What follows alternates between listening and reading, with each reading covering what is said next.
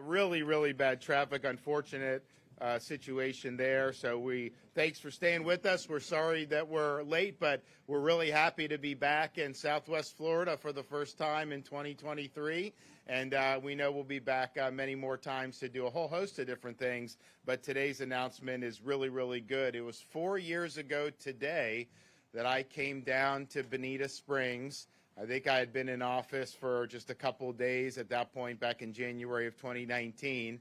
And we came and we made an announcement that we were going to bring about a new era of stewardship for Florida's natural resources, for our water quality, and for restoration of our Everglades. We signed a major far-reaching executive order which laid out the vision, laid out the policy, and laid out the fact that we were going to put our money where our mouth is when it came to many of these important issues. And so we said we'd fight for the waterways, against the blue-green algae, things like red tide, working to better manage with the Army Corps Lake Okeechobee, also making sure that we recognize the importance of our water to our economy, our fishermen, our tourism industry. I had come to Southwest Florida in 2018 during the campaign, and, you had a lot of the hotels and restaurants, were doing very poorly because of some of the issues that were happening, a lot of the fishing. So we understood how important that was. So we decided to do something about it. And we made promises to do big things. And I'm happy to say that in the last 4 years, we've delivered on the promises that we made that day 4 years ago.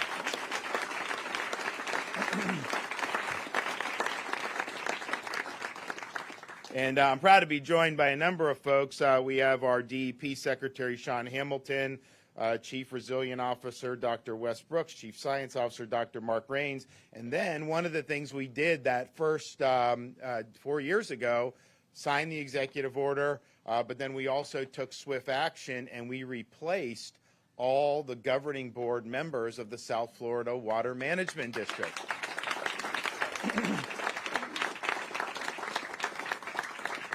And so we have a number of folks from the district with us. Chauncey Goss, of course, people know from Southwest Florida.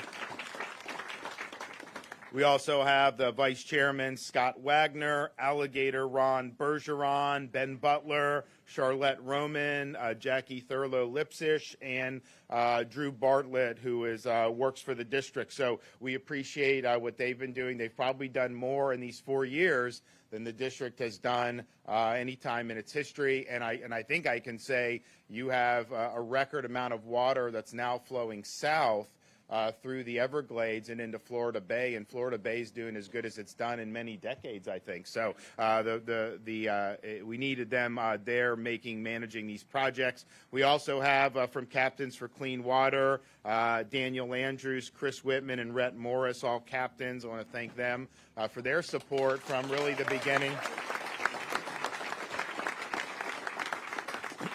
We have Anna Upton from the Everglades Trust, and then from the Everglades Foundation, CEO Eric Eichenberg, Carlos De La Cruz with the Everglades Foundation, Kelly Cox, Audubon, Florida, Dr. Michael Crosby, where's he at? I didn't see. Okay, from CEO of Mote Marine. So one of the things that we did was we decided to basically resurrect the Red Tide Task Force. And we put money in not just with FWC, but also with a partnership with Mote Marine. So they're actually testing things to mitigate red tide blooms. And there's things that are promising, but we've put money in for research on that because, at the end of the day, red tide happens. It's not like it's something that we're necessarily doing. Maybe some of the things humans do contribute, but that's been happening since the 1800s. It's very well documented.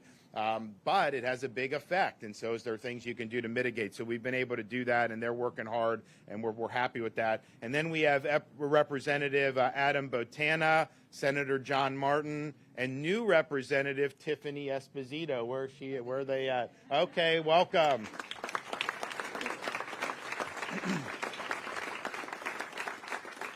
So we said that we were going to seek 4 years ago $2.5 billion over my 4-year term for water quality, Everglades restoration, and those really key projects. That goal represented a $1 billion increase over the previous 4 years. And so there's a lot of people that were happy that we announced this and were pleased, but most people were not thinking we'd be able to deliver on that, just given that it was ambitious. Well, what we ended up doing over 4 years was not $2.5 billion, but $3.3 billion.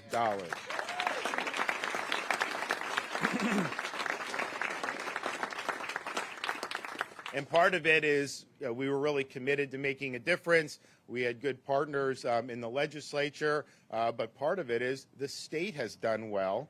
We have big budget surplus. I mean, you had everybody and their mother was down in Florida over the last couple of years. I mean, it's just crazy, the number of people that are down here at any given time. Of course, people moving here, but also visiting here. And we were really, I mean, by far, when you start talking about like 2020, 2021, I mean, we were #1 destination by far. And so that has helped really fill our coffers. And we're even in most recent month, I think we were $450 million higher in revenue than was anticipated. And so, you know, those are things as you budget, that's money coming in, you know, not because there's taxes are changing, it's just because there's more economic activity and the economy's growing. And so that would not have been possible, you know, if we had turned Florida into a Fauciville. It would not have been possible. And so we had to make sure to do the right thing.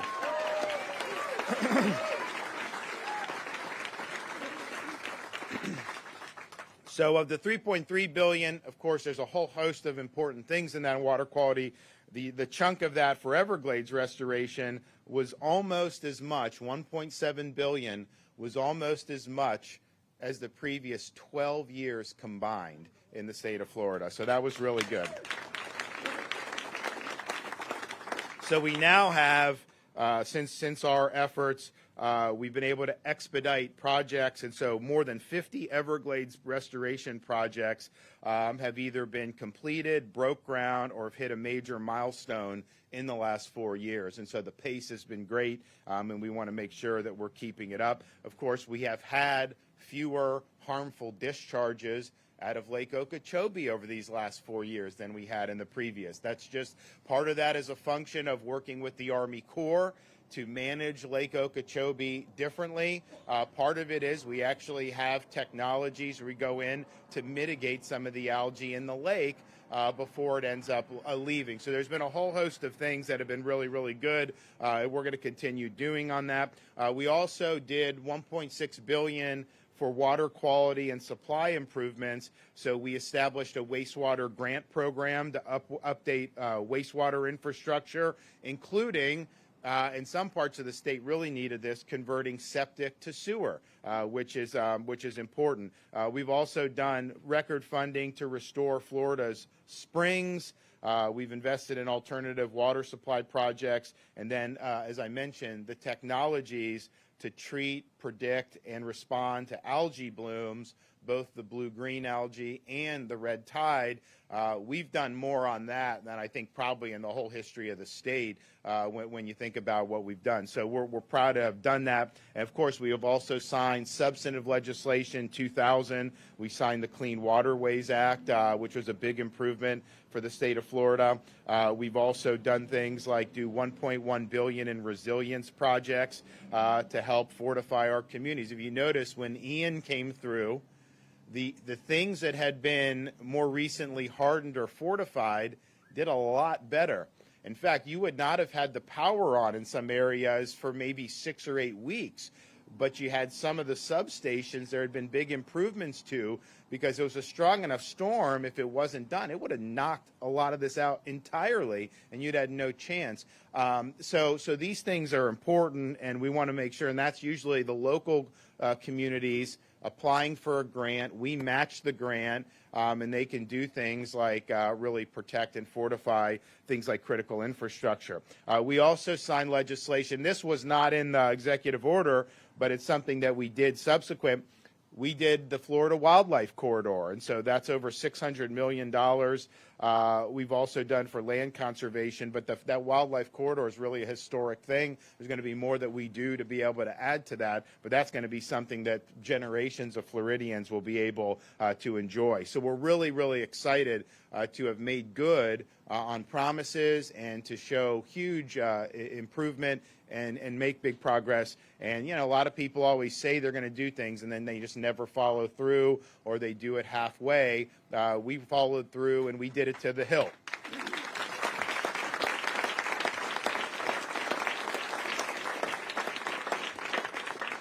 Now, lest you think that we're here today to kick up our feet and to soak in the sun, although it's a really nice day outside, that's not what we're here. We're here to put it into an even higher gear and make sure that we build off the progress and the success that we've had over these last 4 years. And so today, on the 4th year anniversary of our original executive order, we are signing another executive order, 23-06, to ensure that we continue our historic momentum and conserve Florida for future generations. And so there's going to be a whole host of things that we're going to be accomplishing with this. One, in terms of our Everglades and protection for water resources. 4 years ago, we pledged $2.5 billion over 4 years. This one, we're going to pledge $3.5 billion over 4 years.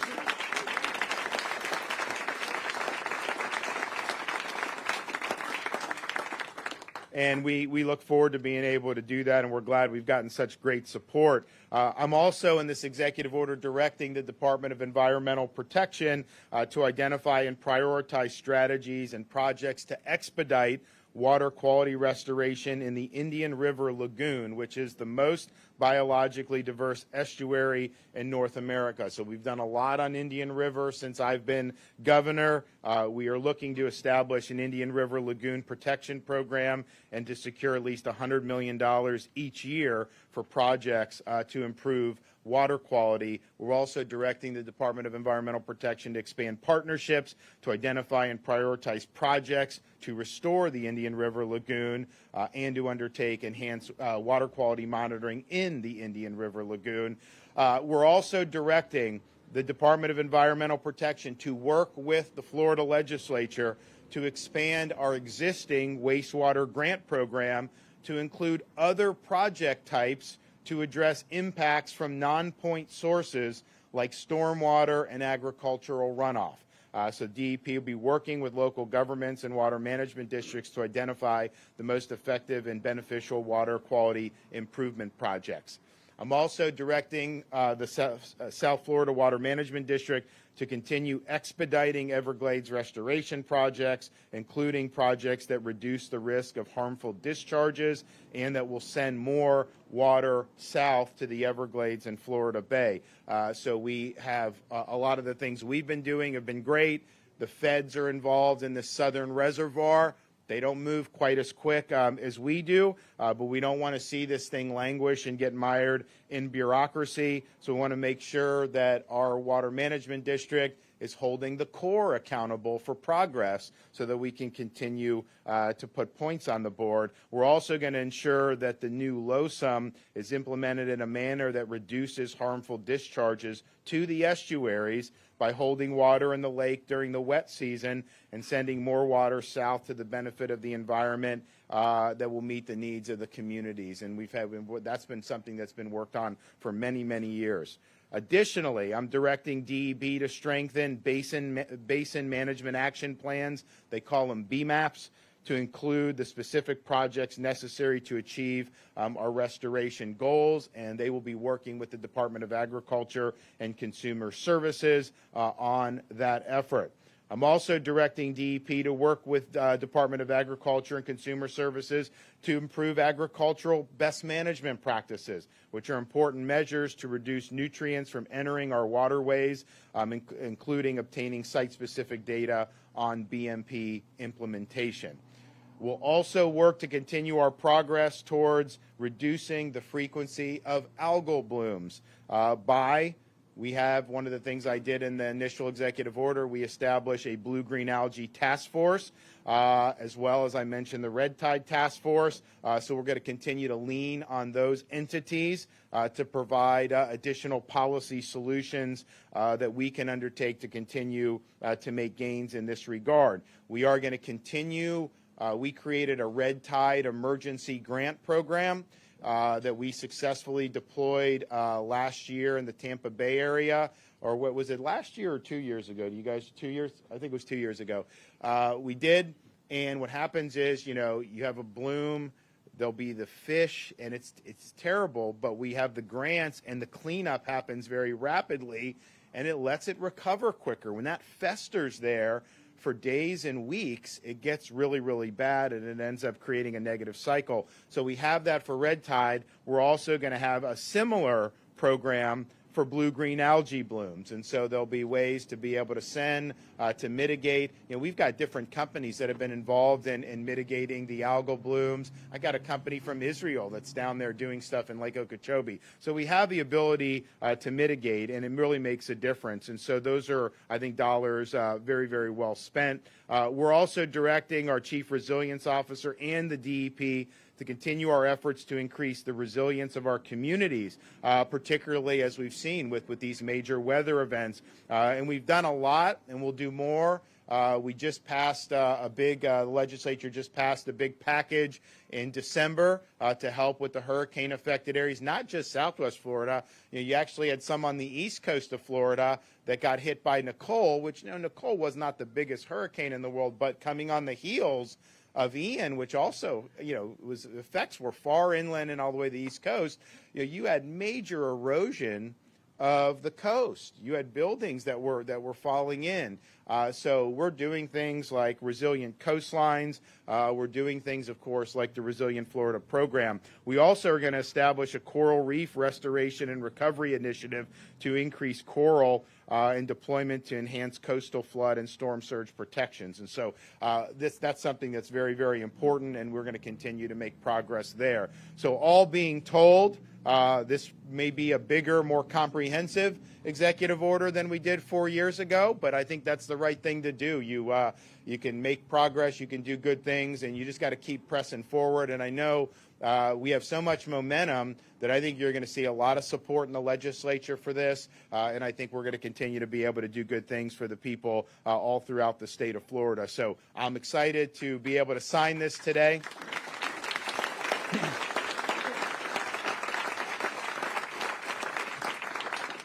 I'm excited to be able to sign this today, and I'm excited about continuing to make more progress in the future. And I'm also just glad that we could come back here 4 years to the day of our initial opening salvo when I first became governor and be able to say, promises made, promises kept. Amen. Okay, Sean Hamilton. All right, I think I'm going to go ahead and cancel all those vacations. Yeah.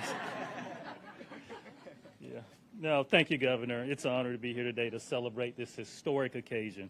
As you think about the achievements that the governor outlined, and I think obviously we should be even more excited about what the future holds as we think about the momentum the governor just outlined in the executive order. And as you guys can easily tell, the governor has long recognized the importance of our water resources to our state, how they're fundamental to our life, to our environment, to our economy, and candidly, the unique ecosystems that make up Florida. And that's why exactly he said 4 years ago to today, he issued an historic executive order outlining that bold vision. The governor mentioned calling for $2.5 billion for Everglades restoration and water quality projects. And not only did we achieve that goal, I think whether depending on good or bad, he's kind of set the expectation what it looks like to achieve a goal. And so with that in mind, we look forward to doing everything as an agency to make sure we're a part of that and can come back, maybe 4 years to the day and talk about how we blew that out of the water. So through these unprecedented funding investments, the state has prioritized all of the things the governor talked about, expediting Everglades restoration, again, reducing those harmful discharges to our estuaries, creating a water grant program, a wastewater grant program that invests in advanced wastewater treatment, septic to sewer conversions, again, all about getting the nutrients out of our waterways, and investing $1.1 billion for the resilience of our communities. Again, a key foundation as we go forward. And one of my favorites, of course, is acquiring more than 170,000 acres of conservation land. That's nearly 4 times the previous 4 years, and that's what momentum looks like. And so, you know, we've accomplished a lot. There's a lot more to be done. And this order directs the additional funding, the strategic action that will enable us to continue that momentum and our ongoing efforts to expedite critical Everglades restoration, employ sound science to protect and restore our waterways, fund infrastructure projects to improve our water quantity and quality, and improve the resilience of our communities. Again, Governor, thank you for the executive order as we look to do even more now for Florida's environment. Thank you. All right.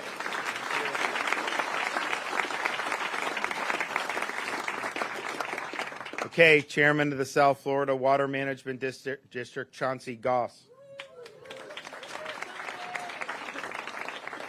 Thank you so much, Governor. It's a real honor to be here today, and welcome back to Southwest Florida. I know you've been here a lot more recently than you probably wanted to be, but I can tell you that as a lifelong resident of Sanibel, thank you.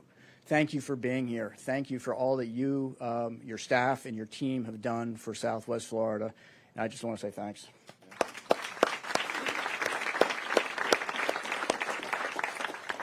So 4 years ago today, I wasn't chairman. I hadn't been nominated. I was a spectator in the audience, and I was standing down there, and it was really, really cold. And I don't know if any of you were here, but I just remember being cold, really uncharacteristically cold for Southwest Florida. And I think you made a joke about Lambeau Field at the time, because I think it felt like Lambeau Field. And I remember thinking, okay, this new governor, he's been on the job for maybe a week or two. He just gave us this executive order. Who's going to do all this? And what's really interesting now is you say, okay, who's going to take those dollars and turn them into projects? And who's going to take this incredible challenge and make it so it's not a homework assignment, but make it so it's the opportunity of a lifetime? And that's what I came to find. The answer to that was partially the staff of the South Florida Water Management District, because I was not on the board at the time. I did not know the staff. I did not know the agency very well. And I cannot tell you how impressed I have been, because they have stepped up, and they are incredibly, incredibly capable. And these people, when you give them something to do, they do it. They want to be challenged, and this has been a challenge. So it's an incredible honor for me, and I know for my other governing board members, and for Executive Director Bartlett to be able to say to our staff, thank you for the last 4 years, and get ready for the next 4, because as the Secretary just said, there's not going to be a lot of vacation time. So in the last 4 years, we've got those 55 projects. They're either new starts, they're either completions, or we've reached major milestones. That's incredible. That's $2.5 billion, which is actually more than $2.5 billion. We've seen that expended very well. And it's not just the projects, and that's something that people focus on a lot, is like, we're turning dirt, we're doing projects, but why? We're doing it for results. And that's what's really important, is we're starting to see the results now. We're starting to see better water quality down in Florida Bay. We're starting to see some differences in the way the birds are migrating, the way the birds are nesting. We're starting to see the results that we want to see, that are good for Florida's ecology and good for Florida's economy. And that's what this is really all about. So I'm so excited to be doing this. Working with you, Governor, has been awesome. And it's not just the projects, it's not just the results, but it's also the policies. We're looking at incredible policies here. We look at what we did with LOSUM, what the Corps has been doing with LOSUM. We have not had toxic discharges for a reason. It's because we're managing the lake better for a reason. It's because of this governor working hard with the district, working hard with the Corps to make sure it doesn't happen. So good things can happen. The future is just incredibly bright for Florida. Thanks.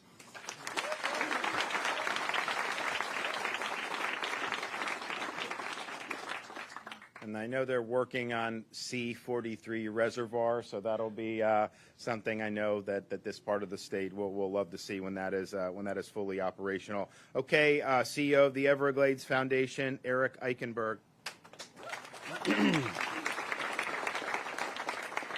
Good morning. Thank you, Governor. Yes, 4 years ago, I want to point out it was less than 48 hours after taking the oath of office that we were right here in Bonita Springs, where that executive order was unveiled.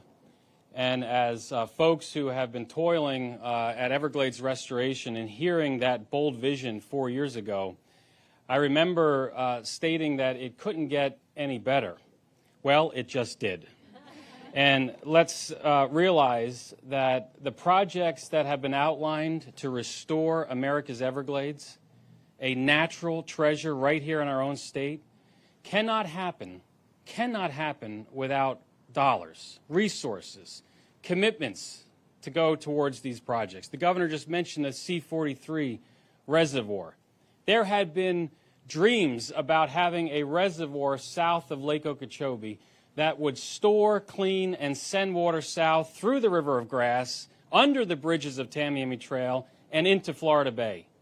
It wasn't until this governor took office and made that project the #1 priority to make sure it became a reality. And the state of Florida, under his leadership, has finished the stormwater treatment area that complements that reservoir.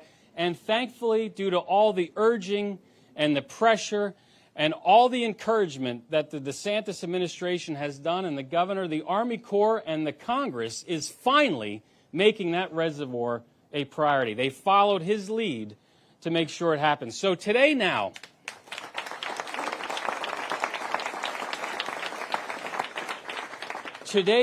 with reaffirming a $3.5 billion commitment from the state of Florida to have these projects finished, when Congress passed the Comprehensive Everglades Restoration Plan in the year 2000, it outlined a 30-year plan to restore the Everglades.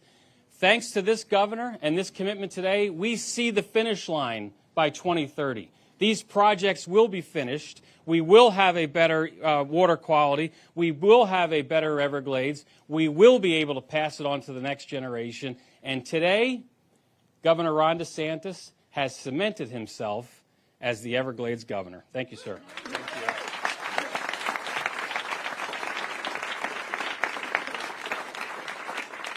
Okay, Captain Rhett Morris. Hi there. I've been a fishing guide in the local waters of the greater Caloosahatchee Estuary for almost 40 years. And in the time that I've been doing this for a living, I've seen a lot of changes, not really good changes until just recently.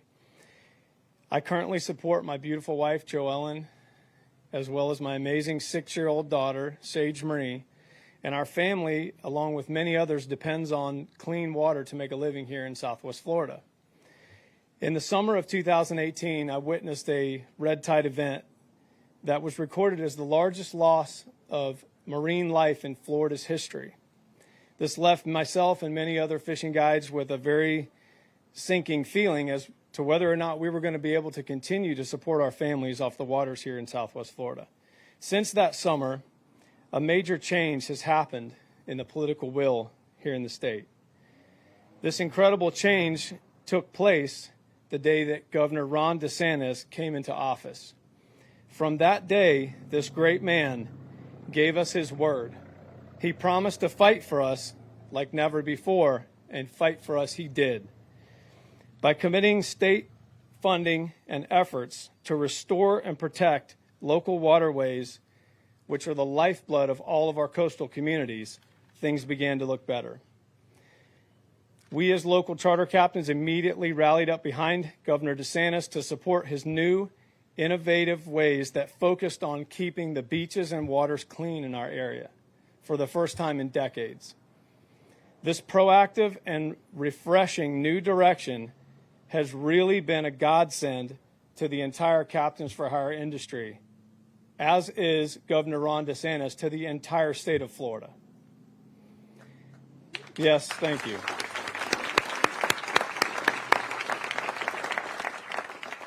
It is my heartfelt honor to stand up here today and represent many local captains who sincerely offer our collective gratitude by saying, thank you, sir. Thank you very much for making this momentous announcement you have today and showing us that you have a continued level of commitment to protect our livelihoods by leading the great state of Florida in a new direction that undoubtedly will bring on a brighter future for all.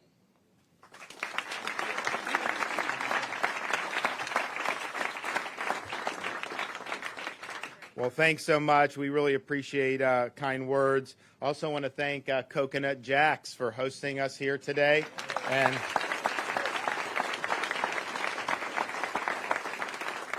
And I know they're going to be up and running, I guess, in just a couple weeks, right? They're working on getting everything situated. So I'd encourage everyone to come and check it out when they get back up and running after, so I can't believe how much water they had. I mean, it was unbelievable. So thanks for that. And, thanks everybody for supporting our efforts. I hope everybody had a Merry Christmas and are having a Happy New Year. We got a 6, a 4, and a 2-year-old, so it's like, it's like people, did you enjoy? Did you relax? And no, we did not relax, unfortunately, because you got toys, you got this. They're not in school and everything like that. But I will say, my wife and I were thinking about with the inauguration. We knew that the 2 is tough. Like they just so we knew that. But with the 6 and 4, we were like, guys, and they behaved very well. And we were very excited, and so the next day, my wife and I took them and got them some toys to thank them for being so nice. But the thing is, they get all these toys, and this wasn't true. I don't think when I was a kid. All this stuff is made in China, and a lot of it breaks. It's cheap stuff.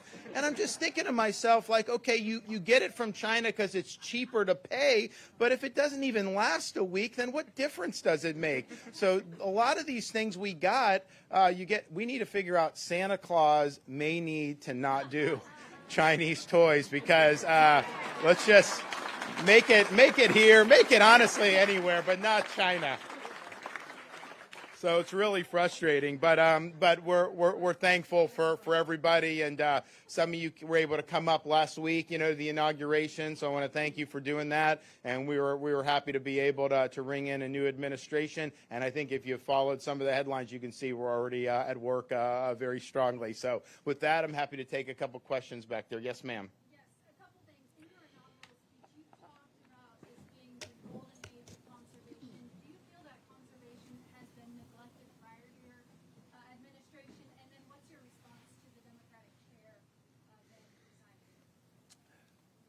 Well, look, I think what we did is we've made this a priority in the state of Florida.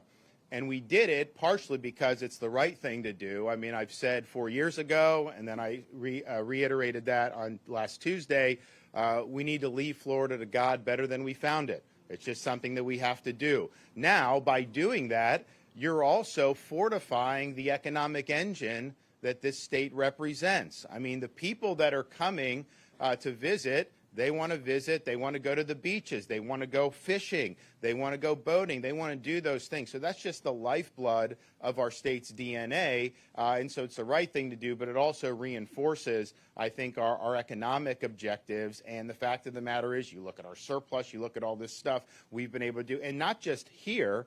We just did the biggest toll relief program in the history of Florida. So there's people, and I know they have some tolls here, some parts of the state, it's like you can't commute to work without getting hit with these tolls. So that's a 50% reduction. You look at what we've done, we've raised teacher salaries, we did bonuses for police officers coming in from out of state. We've done so many different things. We did the biggest tax relief in Florida history last year. We're going to do much more this year.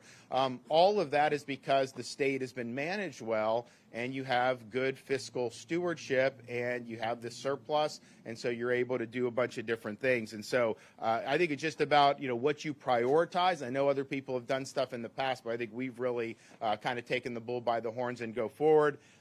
In terms of the resignation, of the other party's chairman, there ain't as many Democrats around as there used to be in the state of Florida, and we had something to do with that in November of 2022.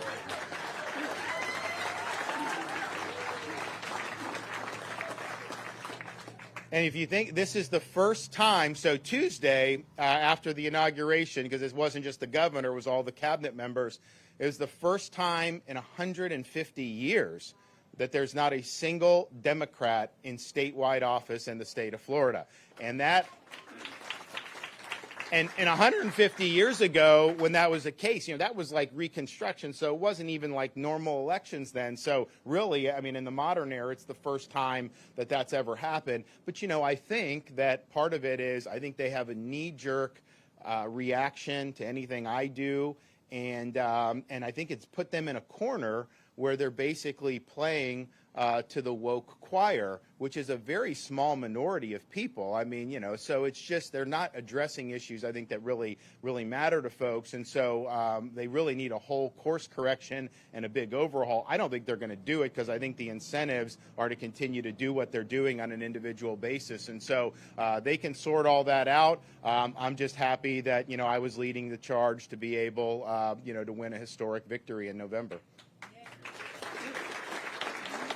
Yes.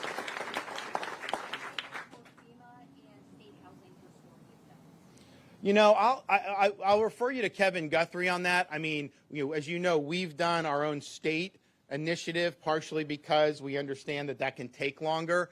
So I know he is working with them, but what we've basically done is if they're not doing it, we're kind of diving in on it. So Kevin has gotten trailers on people's property. The issue why states typically don't do that is because, unless they're guaranteed to get reimbursed, they're very hesitant to do that. And our view is look, we think we're entitled to be reimbursed for it, but we're not just going to sit there and twiddle our thumbs. If we can do it and then they fight us over it, fine, we'll have that battle. So that's basically what we've done. But he would know because he's in contact with FEMA about when exactly they are going to do. But I do think it was good that we decided, hey, let's be the first state to ever launch our own housing initiative. And it would have been better not to have to do that. But the reality is on these things, I think the speed of action, and if people consistently see progress being made, I think that's just good for the recovery. I also think it's good for morale. I mean, if you think about when those bridges opened, that was a big deal, obviously, to get people back and forth and the responder, and that was very important. But it was also just people that never even go to those islands, I think, felt better about it, just seeing all the trucks going across. And so that's, I think, kind of the thing with the housing is, yes, it's important for those people that get it, but if we can be making progress, and I know FEMA just takes a little bit longer, that's just the reality. Can you touch on the homeowners insurance situation? It's a big deal for a lot of people. Yeah, so the question's about the property insurance market. So the legislature passed a series of reforms in the special session in December, which really brings Florida in line with almost every other state that has functional insurance markets. Our market was really, I think, attracted a lot of litigation. It was very good for trial lawyers and assigning benefits to contractors, but it was not good for the consumer. And so I think those negative incentives were addressed in that bill. There was also an effort to provide an availability for buying reinsurance coverage because that market is in flux. Now, it's not just Florida, that's all around the world. So I think that they were very, very positive steps. But at the end of the day, the biggest problem that we've had is that for going back, 2006, 7, 8, they've chased companies out of Florida. So then you end up, you don't have any options. Of course you're going to pay more. The way you put a downward pressure is that one company knows you have 4 or 5 other options and they have to compete for your business. No one has been competing for anybody's business in Florida, and that's part of it. Now, having said that, we have the worst inflation we've had in 40 years. It costs a lot more to repair a roof today than it did just 3 years ago. That's just the reality. And so those costs that have escalated across the board in our economy are going to be reflected in different things across the board. Yep. Can you talk about how your administration is looking into not only banning China from buying farmland, but also just any Florida property? So my view on our economy is in Florida is, we don't want to have holdings by hostile nations. And so if you look at the Chinese Communist Party, they've been very active throughout the Western Hemisphere in gobbling up land and investing in different things. And, when they have interests that are opposed to ours, and you see how they've wielded their authority, and especially with President Xi, who's taken a much more Marxist-Leninist turn since he's been ruling China, that is not in the best interest of Florida to have the Chinese Communist Party owning farmland, owning land close to military bases. But, my view is, and I think there's a broad agreement in those two, but my view is, okay, yeah, no farmland, but why would you want them buying residential developments or things like that? I don't want them owning subdivisions and things like that. I think that the issue is just going to be, I think people agree with that. The issue is going to be, yeah, obviously, if someone comes in and buys, it's not the CCP that's signing that. These are holding companies and all that. So you got to structure that in a way that will effectively police it. But yes, we do not need to have CCP influence in Florida's economy. We've already taken steps. We banned the Confucius Institutes from our universities and our state colleges, which they have used those Confucius Institutes across the country to basically bring propaganda into our universities, as if our universities don't have enough problems already. So you do that. And so I think that that's something that's been very good. We've also done things to limit their ability to fund research in our universities. I think we're going to go even further than that. The legislature only went so far a couple years ago. I think there's an appetite to do even more because their influence in our society has been very insidious. If you look, very powerful in entertainment. They're very powerful in finance. I mean, you will have some of these Disney, they will change things to be able to placate the CCP. Wall Street will bend to placate the CCP.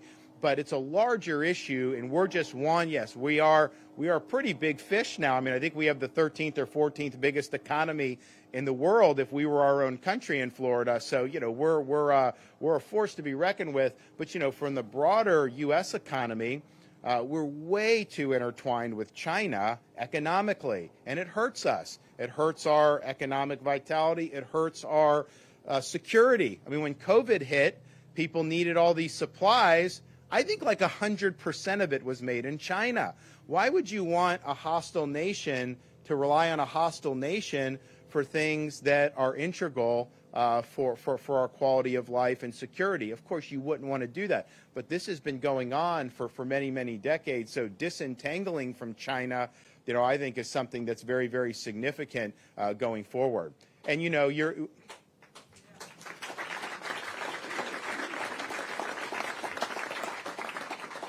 not going to see people acknowledge it. They do this thing in Davos. They're doing it next week. All these elites come in, the World Economic Forum, and basically, their vision is they run everything, and everybody else is just like a serf, like a peasant. They say they're going after energy, ESG, all these other things. And you see the Biden administration wants to nix gas stoves. Are you kidding me? Like I want gas stoves. I mean, imagine how many people had the hurricane come through, didn't have power right away, but were able to turn on some. So you cannot go down this road, but that's exactly what they want to do. And it's really weakening Western society, Western values, but underlying a lot of that is the CCP. Those people are there; they're elites. But Xi is really kind of the puppet behind the curtain on a lot of this stuff. So very, very problematic, I think, in the direction they want to go. And what I've said in Florida